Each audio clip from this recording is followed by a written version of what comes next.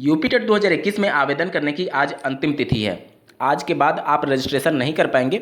हालांकि फ़ी पेमेंट करने की कल अंतिम तिथि होगी, लेकिन अगर आपने रजिस्ट्रेशन कराया होगा तभी आप फ़ी पेमेंट कल कर पाएंगे। तो कुल मिलाकर के आज ही अंतिम तिथि मान करके चलिए। और किन गलतियों की वजह से आपको भविष्य में दिक्कतें हो सकती हैं, क्योंकि ये सिर्फ एक पात्रता परीक्षा है, इसके आधार पर आप शिक्षक भर्ती में सम्मिलित होने जा रहे हैं। तो किन गलतियों की वजह से आपको फॉर्म दोबारा भर देना चाहिए, इसके रिगार्डिंग इस वीडियो में हम लोग डिटेल में बात करेंगे। और किन गलतियों को आपको इग्नोर कर देना है, उससे कोई खास प्रभाव नहीं पड़ता है। अंत तक जरूर जुड़े रहेगा, सभी प्रॉब्लम्स को मैं डिटेल में कवर करने वाला हूँ। नमस्कार दोस्तों, मेरा नाम है नीरज और आप देख रहे हैं करियर बिट यूट्यूब चैनल। अगर आप इस चैनल पर पहली बार विजिट कर रहे हैं तो इसको सब्सक्राइब करते हुए बेल आइकन को प्रेस करना ना भूलें। यूपी टेट के सर्टिफिकेट पर क्या क्या मेंशन होता है जिसमें कम से कम आपके द्वारा कोई गलती नहीं की जानी चाहिए। स्क्रीन पर आप यूपी टेट 2018 का एक सर्टिफिकेट देख पा रहे होंगे। यहाँ पर सबसे ऊपर लेफ्ट साइड में आपका रोल नंबर लिखा रहेगा, उसके नीचे आपकी कैटेगरी लिखी रहेगी, जनरल, ओबीसी, एससी, एसटी। तो आपको कैटेगरी में कोई गलती हुआ है तो हर हाल में आपको दूसरा आवेदन कर देना चाहिए, क्योंकि बाद में करेक्शन तो हो सकता है लेकिन उसमें बहुत ज़्यादा दिक्कतें आती हैं। और पीएनपी जैसी संस्था से करेक्शन कराने का मतलब आप समझ रहे होंगे। तो अगर कैटेगरी में कुछ गड़बड़ हुआ है तो ये आपका बहुत बड़ा गलती माना जाता है, क्योंकि इसी के आधार पर आपका क्वालिफाइंग मार्क्स भी डिसाइड होगा और आप शिक्षक भर्ती में सम्मिलित होने जाएंगे। तो उसमें भी कैटेगरी बहुत बड़ा रोल अदा करता है। तो इस वजह से कैटेगरी में अगर आपके द्वारा कुछ गलती हो गई है तो निसंदेह आपको दूसरा आवेदन कर देना चाहिए। नीचे जब आप बढ़ेंगे तो यहाँ पर आपका फोटो दिखेगा और उसके जस्ट नीचे सिग्नेचर दिखेगा। तो फोटो में भी अगर आपका मिसमैच है तो भी आपको आवेदन कर देना चाहिए, और सिग्नेचर अगर आपने दूसरे का अपलोड कर दिया है तो भी आपको आवेदन कर देना चाहिए। लेकिन बहुत से अभ्यर्थियों का ये डाउट होगा कि उन्होंने फोटो को सही तरीके से अपलोड तो किया, लेकिन जब प्रिंट आउट निकाला है तो उनका फोटो रोटेट हो गया है। तो क्या इससे परेशानी होगी? देखिए, ऐसा बहुत बार देखने को मिला है कि जब पीएनपी के द्वारा सर्टिफिकेट इशू किया जाता है तो बहुत से ऐसे अभ्यर्थी होते हैं जिनका सर्टिफिकेट ही उल्टा प्रिंट आउट निकाल दिया जाता है। मतलब कि जैसे ऊपर वाला आप देखेंगे जो परीक्षा नियामक प्राधिकारी लिखा गया है उसका वो तो लाइन सीधा रहेगा, लेकिन पूरा जो डिटेल रहेगा वो उल्टे तरीके से छाप दिया जाता है। मतलब आप समझ ही नहीं पाएंगे कि इसको इस सीधे तरीके से पकड़ना है या फिर उल्टे तरीके से पकड़ना है। तो इस सब को लेकर के बहुत बड़ी गलती नहीं मानी जाती, क्योंकि पीएनपी भी इस प्रकार की कई बार गलतियां कर चुका है। तो जिनका फोटो रोटेट हो गया उनको घबराने की आवश्यकता नहीं है। बहुत ज़्यादा होगा तो फोटो वाले सेक्शन में आपका इमेज रोटेट होकर के आएगा, इससे ज़्यादा कोई प्रभाव नहीं पड़ेगा। और इससे यूपी टेट की पात्रता या फिर शिक्षक भर्ती में सम्मिलित होने में आपको कोई भी परेशानी का सामना नहीं करना पड़ेगा। फोटो रोटेट वाले अभ्यर्थी परेशान ना हो, उनका अभ्यर्थन कैंसिल नहीं होता है और उनका पूरी तरीके से मान्य होगा। लेकिन अगर आपने फोटो मिसमैच है, मतलब दूसरे का फोटो अपलोड कर दिया या फिर दूसरे का सिग्नेचर अपलोड कर दिया, तो ये बड़ी गलती है। आपको हर हाल में इसके सुधार लेना चाहिए और आवेदन कर देना चाहिए। इसके नीचे जब आप बढ़ेंगे तो यहाँ पर आपका कैंडिडेट का नाम लिखा रहता है। अगर आपके नेम के स्पेलिंग में थोड़ा सा भी मिस्टेक है तो आपको निस्संदेह इसके लिए दूसरा आवेदन कर देना चाहिए।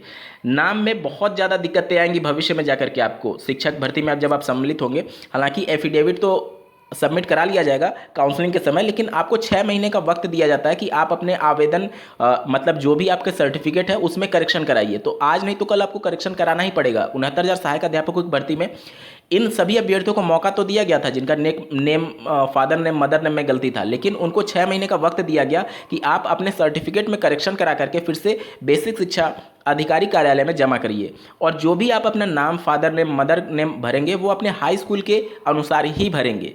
अब बहुत से महिला अभ्यर्थियों का ये डाउट होता है कि उनके हाई स्कूल और इंटरमीडिएट में कुमारी लगा हुआ है, तो क्या उनको यूपी टेट में कुमारी लगाना चाहिए या फिर नहीं लगाना चाहिए। देखिए, यूपी बोर्ड में बाय डिफ़ॉल्ट पहले महिलाओं के रिजल्ट में कुमारी लिख करके आता था। तो अगर आप कुमारी नहीं लगाते हैं तो आपको घबराने की आवश्यकता नहीं है। लेकिन अगर हाई स्कूल इंटरमीडिएट के अलावा आपने बीएड और डीएलएड, इसके अलावा ग्रेजुएशन में भी कुमारी लगाया हुआ है, तो वो कुमारी आपका बाय डिफ़ॉल्ट नहीं माना जाएगा। क्योंकि पहले तो हाई स्कूल इंटरमीडिएट में आपका बाय डिफ़ॉल्ट था, लेकिन फिर आपने उसको कंटिन्यू किया ग्रेजुएशन में और बीएड और डीएलएड में, तो उस समय आपका माना जाएगा कि आपका कुमारी नाम में है ही आगे, तो उस कंडीशन में आपको कुमारी लगाना आवश्यक हो जाएगा। लेकिन अगर आपने ग्रेजुएशन में और डीएलएड में या फिर बीएड में कुमारी नहीं लगाया तो आपको कुमारी लगाने की कोई भी आवश्यकता नहीं है। आप अपने हाई स्कूल में जो भी आपके नेम का स्पेलिंग होगा वो आप यूपी टेट के आवेदन में भरेंगे। बहुत से अभ्यर्थियों का ये प्रश्न होता है कि उन्होंने हाई स्कूल और इंटरमीडिएट में तो उनका कुमारी लगा हुआ है, फिर उन्होंने ग्रेजुएशन में कुमारी को हटा दिया, फिर डीएलएड में कुमारी को लगा दिया, तो क्या इससे परेशानी होंगी? देखिए, ये सभी चीज़ें आपका एफिडेविट से हो तो जाता है, लेकिन कई बार काउंसलिंग में देखा जाता है कि इन अभ्यर्थियों को परेशानी का सामना करना पड़ता है। और शासन के द्वारा जो नोटिफिकेशन जारी किया गया था उसमें क्लियर शब्दों में मेंशन किया गया था कि अगर आपके अल्फ़ाबेट्स में कुछ मिसमैचिंग है तो आपको 6 महीने के अंदर उसको संशोधन कराना होगा उस पर्टिकुलर सर्टिफिकेट या फिर मार्कशीट में। तो यहाँ तक क्लियर, आपका नाम, आपके फादर का नाम, आपकी मदर का नाम, आपके हाई स्कूल के मार्कशीट या फिर सर्टिफिकेट के अनुसार ही भरा जाएगा। जो आपका वहाँ पर है वहीं आपका यहाँ पर भी भरा जाएगा। अगर आपका ग्रेजुएशन में फादर नेम मदर नेम में मिसमैच है या फिर स्पेलिंग में डिफरेंस है तो आपको जो कुछ भी डिटेल भरना है वो सब कुछ हाई स्कूल को ही आधार बना करके भरना है, क्योंकि हाई स्कूल के आधार पर ही आप शिक्षक भर्ती में आवेदन करते हैं और उसी के आधार पर आपकी काउंसलिंग होती है। यहाँ तक क्लियर। उसके बाद से देखिए, आपका अंक लिखा होता है कि आपने कितने अंक पाए हुए हैं। इसके अलावा आवेदन में जो गलती आपसे हुई है वो बहुत बड़ी गलती नहीं मानी जाती है। देखिए, बहुत से अभ्यर्थियों ने मार्कशीट नंबर की जगह सर्टिफिकेट नंबर भर दिया है, तो इससे आपको घबराने की आवश्यकता नहीं है। आपके मार्कशीट या फिर सर्टिफिकेट पर वो नंबर होना चाहिए। अगर आपके सर्टिफिकेट पर वो नंबर है तो आप इजीली प्रूव कर पाएंगे कि आप ही वो कैंडिडेट है जिनके द्वारा आवेदन किया गया था। इसके अलावा बहुत से अभ्यर्थियों का कम्युनिकेशन या फिर परमानेंट एड्रेस में कुछ गलती हो गया तो उनको भी घबराने की आवश्यकता नहीं है। 69,000 सहायक अध्यापकों की भर्ती में ऐसे अभ्यर्थियों को फिर से अपना एड्रेस अपडेट करने का मौका दिया गया था। तो एड्रेस गलती भी कोई बहुत बड़ी गलती नहीं है, आपके रिजल्ट पर वो शो नहीं होता है। दूसरा, ऐसे अभ्यर्थियों के द्वारा जो इंस्टीट्यूट कोड या फिर पिन कोड जो भरना था, पिन कोड, इंस्टीट्यूट का पिन कोड भरना था, वहाँ पर उनके द्वारा गलती हो गई है, तो वो भी घबराने की आवश्यकता नहीं है। उससे कोई मतलब नहीं है। काउंसलिंग में इन सभी समस्याओं का कहीं भी जिक्र नहीं होता है।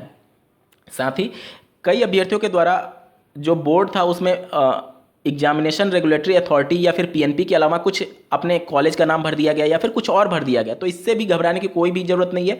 बोर्ड यूनिवर्सिटी नेम से कोई भी आपके काउंसलिंग पर कोई भी प्रभाव नहीं पड़ेगा।